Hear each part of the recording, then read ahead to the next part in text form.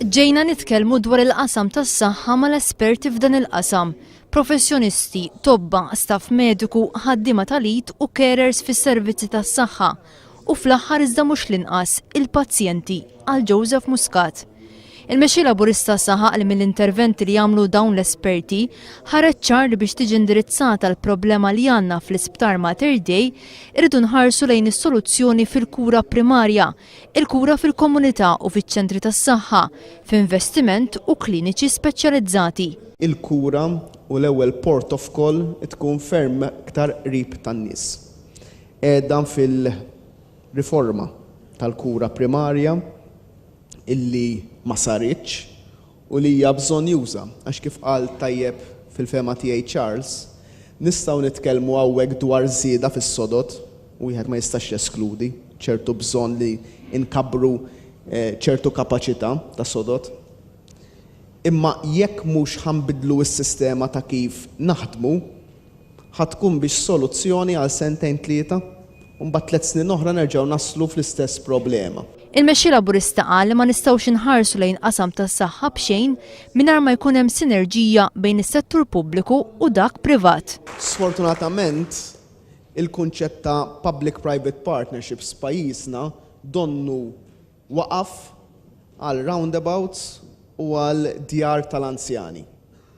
Il-kunċett ta' public-private partnership għandu jkun fil-fema tiegħi waħda mill-cornerstones illi fuqhom nistgħu nirriformaw il-qasam tas-saħħa u nistgħu we're open kif jgħidu bl-Ingliż potenzjal enormi li għadu mhux sfruttat biżżejjed. Ġifieri li naraw li allura b'dan il-mod ikonna verament futur sod għall-qasam tas-saħħa. Joseph Muscat irrefera wkoll għat-telqa fl-Isptar Ġenerali ta' Għawdex u qal li hemm potenzjal biex isir tibdil kbir fih.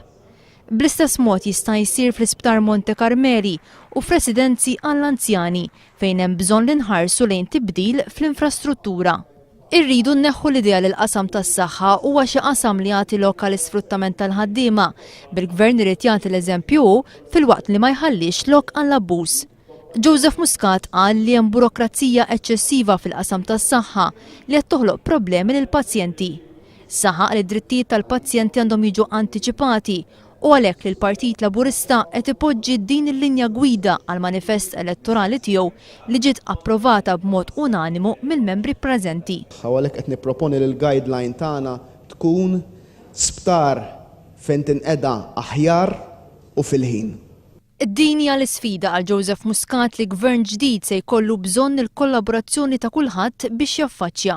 Sfida li dan il-gvern ma kienx lest li jiffaċċja. Sa dan it-tant aktar kmieni fl-ewwel żewġ laqat li saru matul il-jum ta' tnejn fil-Park Nazzjonali f'Taqali ġew diskussi t-temi livell tgħixien aħjar għall-anzjani u gvern tagħda gvern eqreb iċ-ċittadin. Kienu diversi dawk li esprimew l-opinjonijiet tagħhom dwar dawn iż-żewġ temi. L-iskop ta' kull bniedem huwa li jikseb is-serenità u l-ferħ. Dan kollu jingħaqad fi proġett wieħed u f'ħidma waħda biex innaqsu d-batija u nollu l-livell tal-għejxin tal-anzjani tagħna. Għal dan id-deputat mexxej tal-Partit Laburista Tony Abela fit-tmiem laqgħa bit-tema livell tgħixin aħjar għall-anzjani waqt il-Kungress tal-Partit Laburista li kompla jiltaqa' fil-Park Nazzjonali f'Taqali. Tony Abela saħaq li l-ispejjeż imposti mill-gvern għal dawk li għandhom paga minima jew pensjoni l-aktar dawk pensjoni mhux kontributorja qed ifaqruhom u l-ewwel ħaġa li trid issir hija li jkunu indirizzati l-imperfezzjonijiet fis-suq. Qal li l-proġett kbir qudiemna huwa li nindirizzaw il-kawżi antiki u dawk ġodda li qed ikissru lill-anzjani. Aħna lesti, il-futur maħniex nibżgħu minnu, saħaq Tony Abela. Il-konsulent finanzjarju John Kassan White li kien il-kellim ewlieni f'din il-laqa qal li l-ikbar sfidi li qed jiffaċċjaw l-anzjani huma dawk fil-qasam tax-xogħol, tal-pensjonijiet u tas-saħħa. It-twelid ta' trabi ġodda qed jonqos u n-numru ta' anzjani fis-soċjetà qed jikber. U allura rridu nħarsu lejn l-isfida tal-anzjanità b'mod differenti.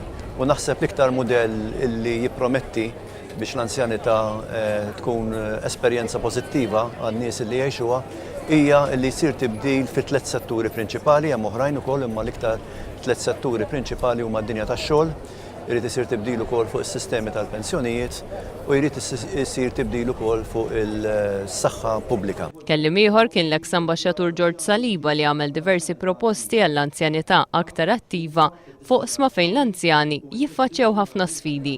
Fost il-proposti li saru minn dawk preżenti kien hemm dawk dwar id-dinjità, il-pensjonijiet, l-għoli tal-ħajja, l-aċċess, is-saħħa u l-mediċini. Fil-laqgħa bit-tema Gvern Tada, Gvern eqreb iċ-ċittadin, il-President tal-Partit Laburista Stefan Zrinzot Zoppardi qal li għandna bżonn naraw li ċ-ċittadini jkunu aktar attivi. Qal li dan il-Kungress huwa eżempju ċar ta' kif in-nies jistgħu jkunu protagonisti fit-tfassil tal-politika. Żied li gvern ġdid jekk jingħata l-fiduċja tal-poplu ikun wieħed aċċessibbli, miftuħ għall bżonnijiet kollha u li ssibu meta jkollok bżonn mingħajr ostakli żejda. L-avukat Alex Xiberras li kien il-kellim ewlieni f'din il-laqgħa qal li l-idea li jkollna gvern qrib iċ-ċittadin għandha tkun ibbażata fuq 3 ideat: it-trasparenza, il-parteċipazzjoni u l-emanċipazzjoni. Il-gvern jista' jkun verament qrib taċ-ċittadin matul il-leġisla kollha b'involviment u partiċipazzjoni ċara taċ-ċittadin fid-deċiżjonijiet li jkun qed jieħu l-gvern u kif il-gvern jista' anke jemanċipana f'setat u poteri ġodda, ġifieri jemanċipana mhux biss issa fil-vot imma anke fil-poter. Ma nkunux biss Prime Minister for a day imma active citizenship permanenti u bidritt. Kellim ieħor kien il-kap ta' delegazzjoni Laburista fil-Parlament Ewropew Louis Grech li proponna li meta gvern ifassal leġiżlazzjoni, iċ-ċittadin ikun fil-qalba tagħha.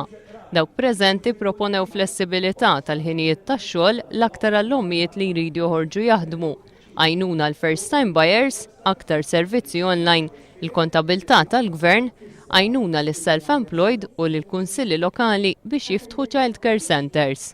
Il-mexxej Laburista Joseph Muscat kien preżenti għaż-żewġ laqgħat wara li aktar kmieni iltaqa' mal-attivisti li kienu qed jattendu għal dan il-kungress f'Taqali.